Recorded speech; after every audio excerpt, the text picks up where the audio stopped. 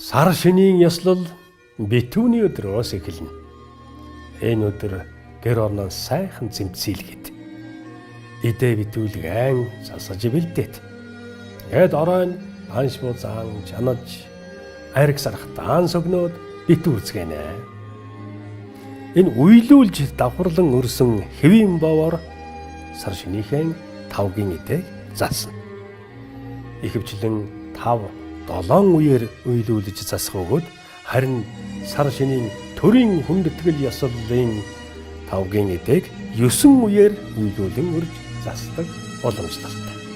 За тавгийн идэнд ааруул, өрөм, шар цагаан тос гээд цагаан идэ заавалжгүй орсон байна. Ингээд шинийн нэгний өглөө эртлэн босч мөр зүгэн гарч чаад цайдыг айн болгоод ээжийн бурхан дахил тэнгэр хангайд ангөргчгөөд заалгалт эхлэндэ.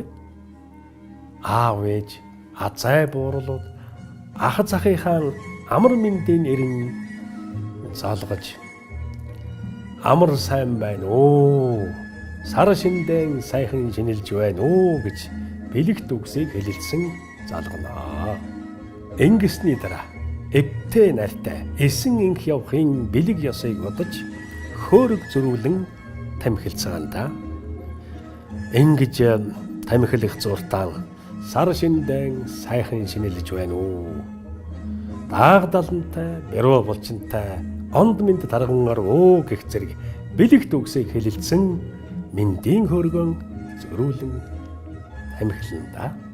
Сар шиндэн сайхан шинлээрэ.